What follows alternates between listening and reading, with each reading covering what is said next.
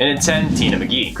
Tina McGee was a scientist who worked at Star Labs and a friend of Barry Allen in the 90s television series. Basically, for those of you who watch the current series, she was this show's Caitlin Snow. She helped Barry Allen deal with his super speed powers, eventually by giving him a special suit that was modified into a superhero costume when Barry became the Flash. This version of the character is exclusive to the continuity of the television series The Flash and is an adaptation of Tina McGee. The original character was created by Mike Baron and Jackson Geis and first appeared in The Flash Volume 2 number 3, and was played by Amanda Pays, who plays Tina McGee on the current CW Flash as well, which I personally think is a great reference. In the Crisis on Infinite Earths crossover, however, John Wesley Shipp Jr. reprises his role as Barry Allen from that 90s series once more, as he did in the previous crossover Elseworlds, to bring this character's story to a close. When sacrificing himself on the antimatter cannon's treadmill, it's revealed that this version of Barry went on to marry this version of Tina McGee. And at 9, Linda Park. A tragic tale. An instant before the Flashpoint altered reality, Linda's children, Jay and Irie West, were sucked into the dark multiverse by a tide of dark matter. Wally attempted to save them, but was too late. Dr. Manhattan removed 10 years from the history of DC, which included all of Linda's relationships with Wally and Jay and Irie's birth. Linda's memories of her family were erased while Wally was trapped in the Speed Force. When Wally was able to briefly escape the Speed Force, he tried to get to Linda, his lightning rod, to remember him so that he could permanently escape, but she couldn't, and thus was pulled back in. Wally was eventually able to leave the Speed Force for good though, with the help of his mentor and uncle Barry Allen. He reunited with his old friends the Titans, where he found he was able to restore their memories of him with a touch, but that Linda was mysteriously immune to this. And at 8, EMIKO Queen. EMIKO Emmy Queen is the current Red Arrow, a master archer and a vigilante who runs around wielding a bow. She is the Green Arrow's half-sister and partner, no, like vigilante partner. And she is also the assassin Shadow's daughter. EMIKO was born to Robert Queen and Shadow on Starfish Island. However, as a baby, she was kidnapped by her father's protege turned enemy, Simon LaCroix. Not the dude who invented the soda though. Better known as Komodo. LaCroix would train EMIKO for years with the Outsiders Arrow clan, leading her to believe that he was her father. After Robin had offered for her to join the team, EMIKO agreed to join on the condition that if her team does not convince her, she can leave. The team formed by Robin, Kid Flash, Jin, Roadhouse, and Crush had no training, but EMIKO saw potential in them and decided to stay as Robin's right hand. This is where Wally would develop a slight crush on her, despite her having a crush on Nightwing. After their encounter with Deathstroke goes awry though, leading her to kill the assassin, EMIKO leaves the team. And at 7, Raven. Raven is the daughter and herald of the demon Trigon and a member of the Teen Titans. The woman later known as Raven was born to the demon Trigon, a demonic entity who had conquered many worlds and fathered many sons. However, this was his first and so far only daughter. Trigon murdered the women who birthed his sons, however he allowed this daughter's mother to live, believing that his daughter needed to be raised by a human in order to help her reshape the underrealms in his image. For some reason. Afraid of what Trigon had in store for their daughter, Raven's mother took her and fled to the dimension of Azarath, which was beyond Trigon's reach, where she named her child Rachel. But over time, the monks of the realm trained Rachel to control her powers and overcome her father's influence. And at 6, Mina Dewan. Mina Dewan was a Star Labs scientist who was struck during the Speed Force storm in Central City, giving her superhuman speed. As Fast Track, she worked with the Flash to train a new generation of speedsters to use their powers at Star Labs. After the Speed Force storm on Central City, Dewan was appointed the director of the new Speed Force testing center in Star Labs. When the Flash and August came to visit, she revealed that she had also been struck by lightning during the Speed Force storm and had gotten similar powers. She started working with the Flash to train a new generation of speedsters. She took on the name of Fast Track, and after talking to the Flash and training the speedster Avery Ho, they ran into Iron Heights to check on 3 speedsters the Flash and August had apprehended. When there, they found August injured on the floor and the other speedsters slaughtered on the ground, having gotten their speed taken from them. August told them that it was all Godspeed's work. I am the god of speed. Halfway through and at number 5, Jesse Wells.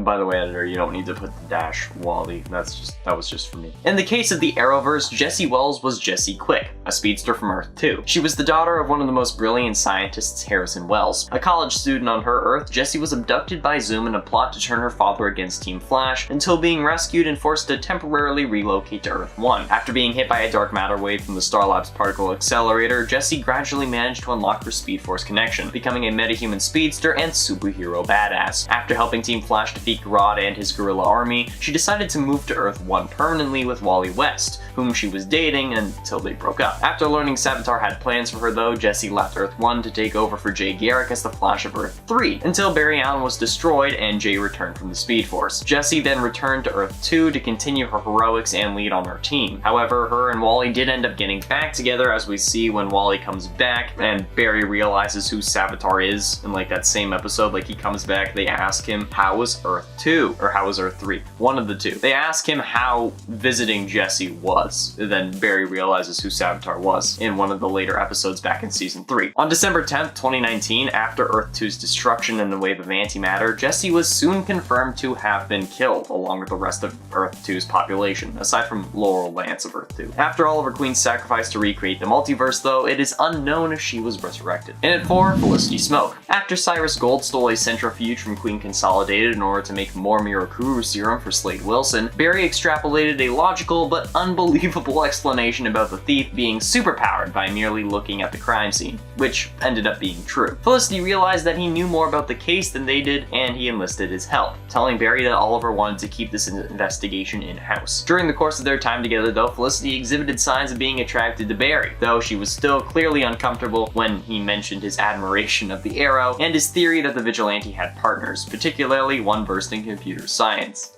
You know, it was her. Barry seemed to like her back, and though he was briefly surprised to learn that Felicity spent her nights with Oliver, even though at the time it was due to them working together as vigilantes, they still kissed after she helped him on a case while he was the street. But they decided it was better not to date because they were pining after the people they'd eventually marry. Well, they didn't know that they were gonna marry them, but they were still pining after people they couldn't have at the time. So they're like, yeah, no, let's not do this. And at 3, Jessica Cruz. Jessica Cruz inherited the ring of the Crime Syndicate's Power Ring, becoming the new Power Ring briefly before becoming another Green Lantern of Earth. After getting taken over by a Yellow Lantern ring, she was able to fight off the Influence, allying herself with the Justice League. The Flash called in Hal Jordan, Earth's first Green Lantern, to teach Jessica how to stay in control of her Yellow Lantern ring. But with Hal's help, Jessica mastered the use of the former ring. When Grail summoned the Black Racer, the new god of death, to kill the Flash, Jessica maintained enough control of her body to jump in the path of the Black Racer and seemingly kill herself to save the Flash. The Black Racer though managed to kill the entity in her ring, controlling her, causing her power ring to crumble apart on her finger. For her ability to overcome fear, Jessica was actually tracked down and bestowed a Green Lantern ring, becoming Earth's newest Green Lantern, and recently is one of the more popular love interests of the Flash, with the exception of number 1. Penultimately, in at number 2, Patty Spivot. Patty Spivot in the Arrowverse is a former police detective of the Central City Police Department, formerly an officer and a former member of the Anti-Metahuman Task Force. She is also the daughter of a late unnamed man and the ex-girlfriend of Barry Allen. She is commonly thought to be the best fit for the Grant Gustin Flash, but after Barry and Patty got close, Patty realized that there was something Barry wasn't telling her. After the Turtle kidnapped Patty, Patty decided to leave Central City and go to college at Midway City University to become a CSI, like she always wanted. A few days before she left, Patty discovered that Barry was the Flash by connecting his cases to the fact that he always knew what had happened, like he had been there, and she told Joe about it, who told Barry to talk to her, although Barry was hesitant. Right before she left though, she visited Barry and told him that if he was the Flash, he should just tell her and then she would stay in Central City to be with him. Though Barry decided to make a sacrifice and let her go to pursue her dream. Then, because she wanted to prove that Barry was the Flash to herself, she called Barry while she was on the train to school, lying and saying that there was a man with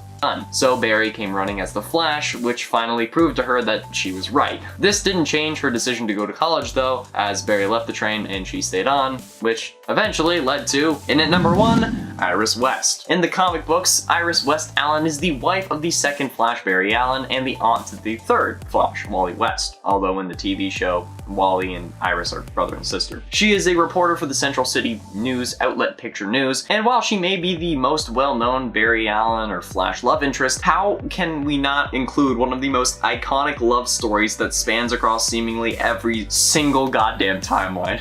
Like, even the one where Barry was literally the villain. villain, like in Reverse Flashpoint during Armageddon Part 4. In the comics though, Iris was born in the 30th century to Eric and Fran Russell, and was sent to the 20th century as an infant, where she was raised by the West family. Although she was never told that she was adopted, she had always suspected it, and because of her curiosity about digging up her origins, she grew up digging for the truth. So she became an award-winning writer for her school newspaper. Then she went to Columbia University and had an internship at the Daily Planet. She needed a break though, so she moved to Central City, where she got a job as a reporter for the Picture News, and after many unsuccessful relationships, she met police scientist Barry Allen while reporting a suspected murder that she was investigating, and then they began to go out. She was charmed by his honesty and stability, and then one night Barry proposed to her while riding on the Ferris wheel at Central City Amusement Park. You gotta admit, Barry, not that original. I mean, like, filling your apartment with like 100 fire hazards like you did in the show, that's better than a Ferris wheel. And I mean, like, singing a custom song that the show had written for a musical episode to propose to her again after she took off the ring because she realized that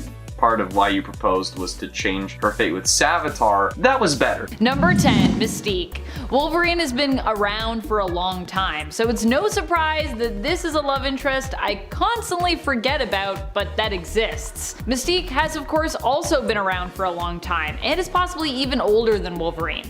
So of course at some point in these characters' history, they had to have worked together and of course slept together. When it comes to Wolverine and Mystique, these two actually go way back, all the way back to the Wild Wild West. It was then that Logan and Raven seemingly first met, and even teamed up together. It could have been them against the world, but of course, what usually happens with Raven when it comes to romance also happened during her time with Wolverine. Ultimately, Raven betrayed Logan, putting herself first, and it was because of this that the two ended things, and on a pretty sour note. She also ended things by kicking him out of a moving train car, so yeah. Logan's memory isn't always the greatest, but something that he wouldn't soon forget was how untrustworthy Mystique was. Even to this day, he's like, "You suck, Mystique. Also, you're gonna be lonely because you're always betraying everyone." Number 9, Maureen. She might not be from the main continuity, but Maureen had such a profound and life-changing effect on Old Man Logan that even after she and their children together were tragically murdered by the Hulk gang, Old Man Logan never once forgot about her. He even later asks a returned loved, MARIKO, to look out for Maureen, who herself, after more than a lifetime of tragedy and literally going to hell and back, is finally trying to live a normal and peaceful life. MARIKO, that is, not Maureen, who is dead in Old Man Logan's timeline. Old Man Logan set aside some money so that MARIKO could keep an eye on younger Maureen and ideally try to protect her moving forward, as he knew that if her life continued the way it had in his timeline, it would end in tragedy. He was like, I just love her so much, I just want her to be okay. And friends, before we move on to this next spot, if you are loving this list and you want even more Wolverine love interests, I'm pretty sure I could do 10 more. There's a lot of them out there. Be sure to let us know that you love this list by giving it a thumbs up. Can't give it a thumbs down because that doesn't exist anymore, so just thumbs up, please. What a world we live in where we can't dislike things. Number 8, Rose O'Hara. Rose was Wolverine's first love, and for most of his life was seemingly unrequited. In the Marvel Noir universe, she is also one of his main love interests. Rose is probably the reason why Wolverine tends to have a thing for redheads, actually, although that might be a foggier part of his memory and he might not always remember that. Honestly, at this point, I'm surprised that Logan can even remember what day it is or what his phone number is without having it written down somewhere. That's just how much he's had his brain and his memories scrambled. Rose was brought in from town to be a companion to young James Howlett, aka Kid Wolverine, when he was growing up on his parents' estate. Also, just to be clear, he wasn't known as Kid Wolverine, but you know, we know him as Wolverine now, so he was a kid. You know what I'm saying. Rose was also tasked with looking after James, as he was known for being a weak and often sickly child. Rose died tragically when she ended up trying to get involved in a fight between Logan and his childhood rival, who had returned years later, Dog. It was implied then, as she lay dying, that she perhaps also did have feelings for James at some point. Wow, what a time to find that out. Unlike many of Wolverine's other love interests, Rose has not yet returned from the dead. At least, not yet, anyways. Maybe later, who knows. A lot of them do, a lot of them come back to life. Number 7, Yukio. Yukio has been both a lover and a friend to Wolverine, as well as acted as the adopted mother of his adopted daughter, EMIKO. Yukio first met Wolverine during her time working as an assassin for Clan Yashida. Initially, she was Wolverine's enemy, as she actually worked for the head of the clan, Lord Shinjin, who wanted to shame and kill Logan. Yukio would develop an attraction to Wolverine, but at the time he was basically hung up on MARIKO Yashida, the daughter of Lord Shinjin, so nothing came of it. However, it was because of her feelings for Wolverine that Yukio would ultimately decide to help save Mariko's life later on, despite the fact that Mariko was kinda like her romantic rival for Logan's affections. Yukio is also known for being close friends with Storm and a possibly implied romantic interest of Aurora's as well. At least that's how I see it. I feel like maybe not everybody sees those implications, but I don't know. I think I would ship Storm and Yukio, just like I would also ship Wolverine and Yukio. And just like I would also ship Storm and Wolverine. It's a nice little triangle.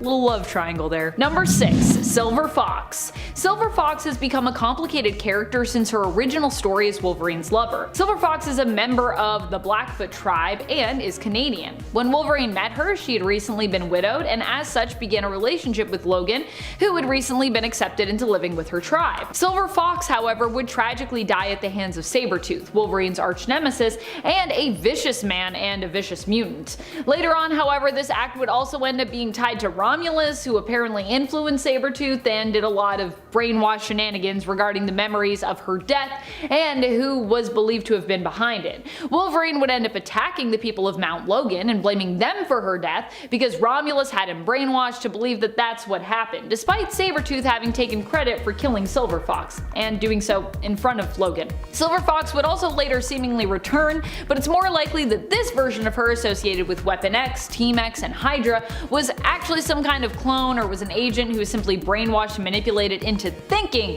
that she was the true Silver Fox. Yeah, Silver Fox became really complicated, but she used to be very simple. Number 5. TYGER. One of my favorite of Wolverine's romantic interests has to be TYGER, who is long known as one of the main crime lords of Madripoor. Before that, she was Jessin Hoan, who ended up being kidnapped by the Reavers and later saved by the X-Men. When Jessin learned that Madripoor crime lord Roche was behind the Reavers' attack, which had pretty much completely uprooted and dramatically altered her life moving forward, she dedicated her life to usurping and defeating him, taking up the mantle TYGER, or taking up the name TYGER really. That's how we know her now.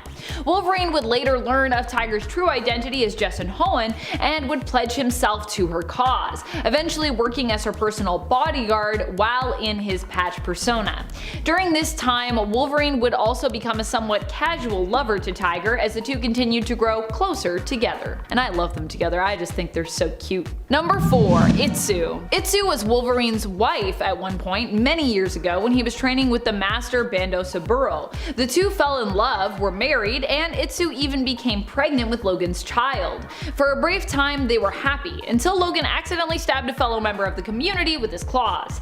As a result, he was forced to leave, exiled, but when he went to say goodbye to Itsu, he only found her dead. Years later, it would be revealed that Bucky Barnes as the Winter Soldier was actually the one responsible for her death, seemingly manipulated into killing her under Romulus's orders. Oh, Romulus, pulling all these strings and then just disappearing. Their unborn child was also stolen from Itsu's womb, and due to the child's mutant gene, which would also grant him a healing factor, survived. This child would grow up to be Akahiro, aka Daken, Wolverine's troublesome son, who was manipulated into thinking his father had killed his mother before abandoning him. And I'll just let you guess who made him believe that. If you can't guess, it was Romulus. Romulus did everything. And also nothing. Number 3. Jean Grey. Despite these two often not ending up together throughout stories told of them across various mediums, the fact remains that Wolverine will likely always carry a torch somewhat for Jeannie. Jean Grey and Wolverine are generally both never in the right place to end up together, and oftentimes their love story, if they do end up having one in whichever canon or narrative that we're talking about here, ends up being tainted with tragedy.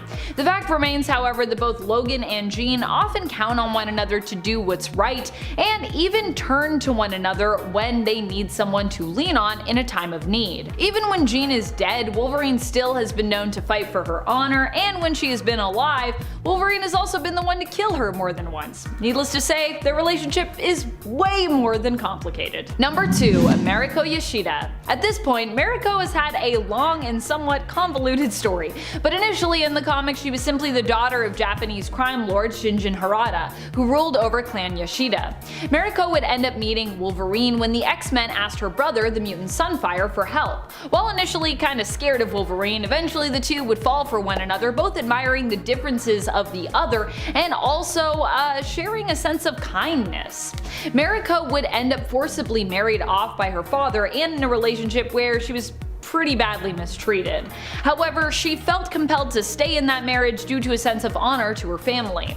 Eventually, however, MARIKO would become free again and would even take over as the leader of Clan Yashida in her father's place. For a time, her and Wolverine were engaged, with her not wanting to be married until she had removed all the criminal ties from her family. In the end, however, MARIKO would die in a criminal gang war before she could end up marrying Logan. MARIKO ended up poisoned, and Logan helped her death to be less painful at MARIKO's behest by making it a lot more brief. Logan would punish her killer by visiting him every year and slicing off a piece of him until he died.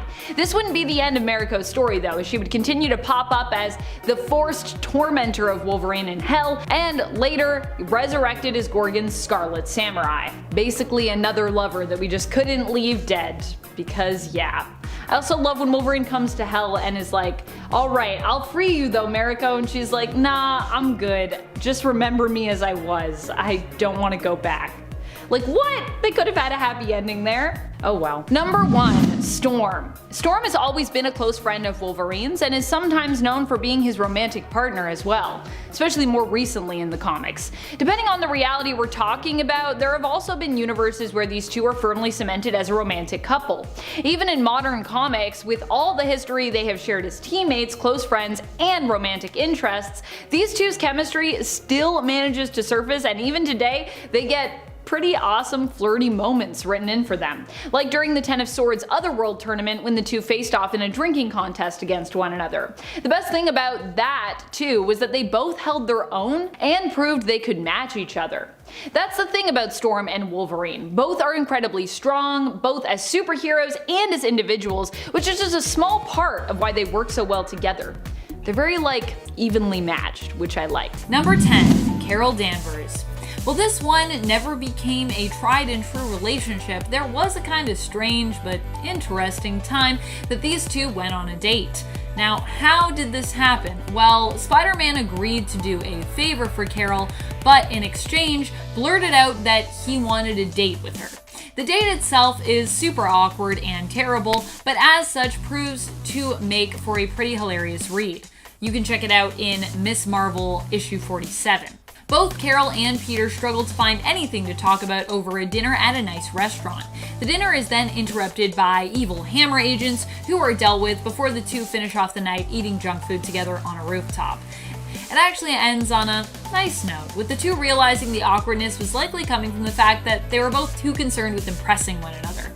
Other than a few cute and infrequent moments of flirting between the two, this relationship has never really been revisited, but it's safe to say that Carol and Peter will always respect and care for one another, even if they aren't currently getting romantic together.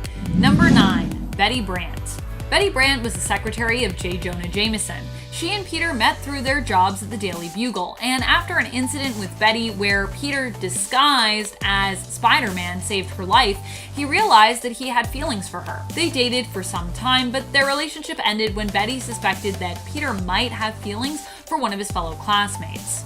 It turned out that this was all a misunderstanding, but regardless, Betty ended up moving on, dating and eventually marrying Peter's friend and coworker, Ned Leeds, who of course also worked at the Bugle. Despite no longer being together, Betty has always considered Peter one of her best and most reliable friends. Number 8. Carly Cooper. After MJ and Peter's marriage was over and done with, Peter slowly ended up moving on. Carly Cooper was one of the first women he ended up with after MJ and he ended things. Carly was a forensic specialist who ended up going on a few dates with Peter, and eventually, after much humming and hawing, the two ended up as a couple for a time. In fact, it was Mary Jane herself who helped the two get together, making Carly see that what was holding Peter back from committing to their relationship really was himself, and helping Peter to see the same. The relationship didn't last, unfortunately, as Peter's life as a vigilante, as Spider-Man, ended up wedging the two of them apart, and they broke up. Carly has been hot and cold with Peter since then, sometimes his friend and confidant, and sometimes wanting nothing to do with him. Number 7. Silver Sable.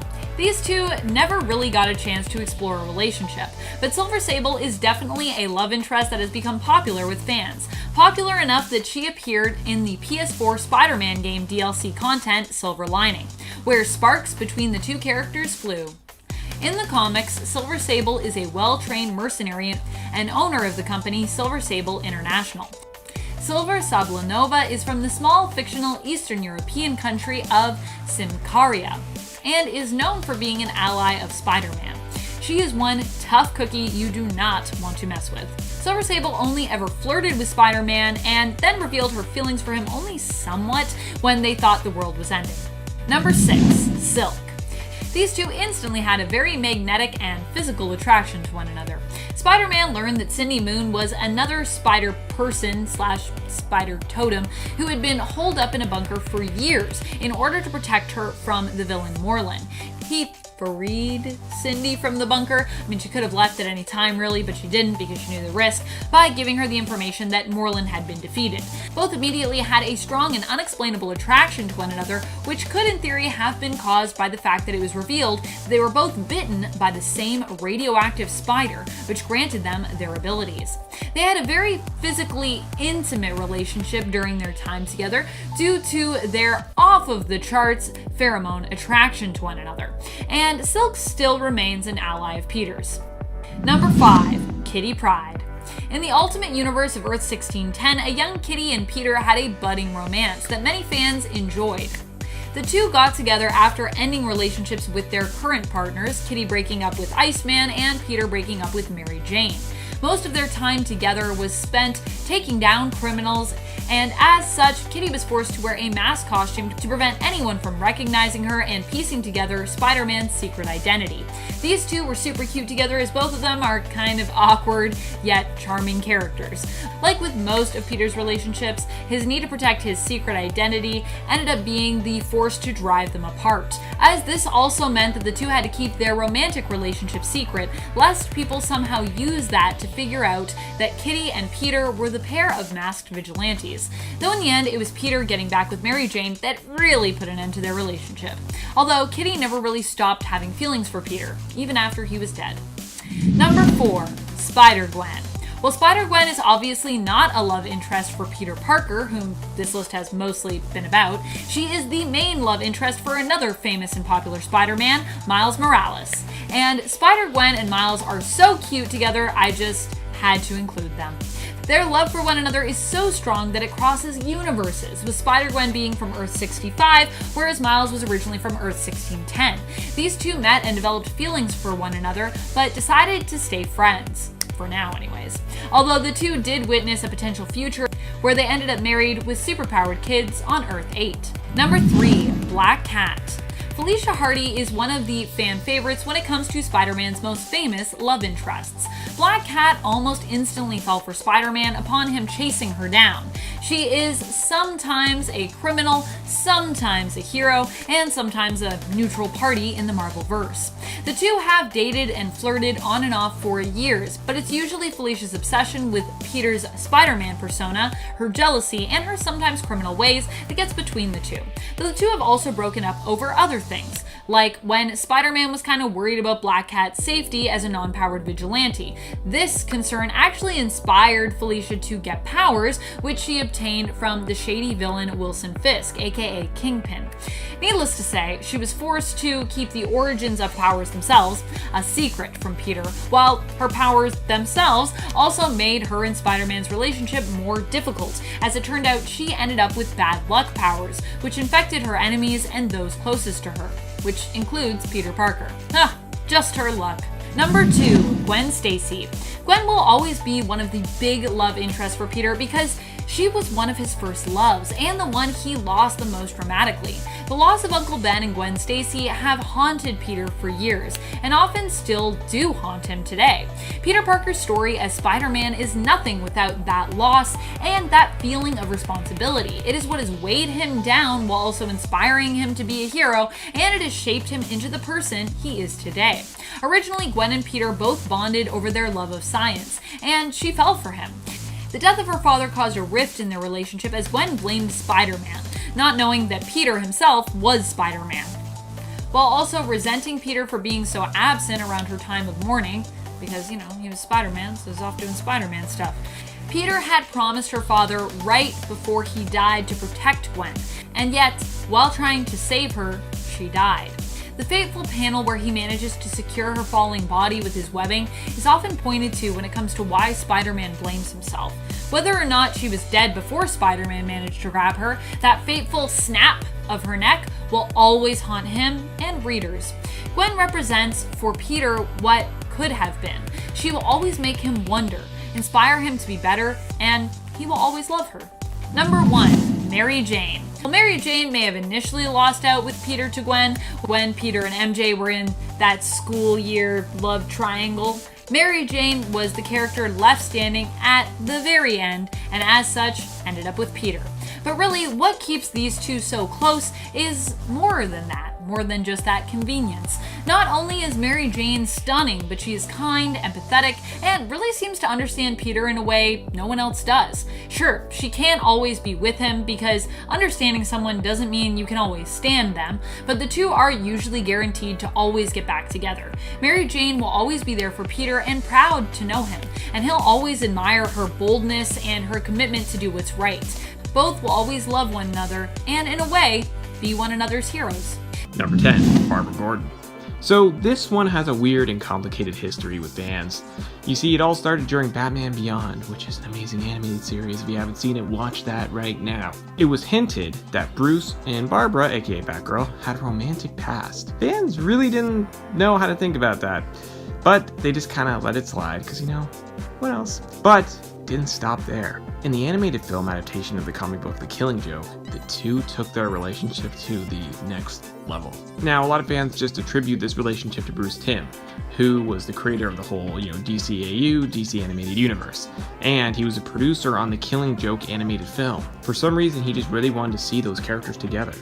Regardless, I just don't think that this is a relationship that fans will ever really get on board with. But it had to be on the list. Number 9. Chase Meridian. Chase is a psychologist and was introduced in the film Batman Forever. She was played by Nicole Kidman when Val Kilmer was Batman.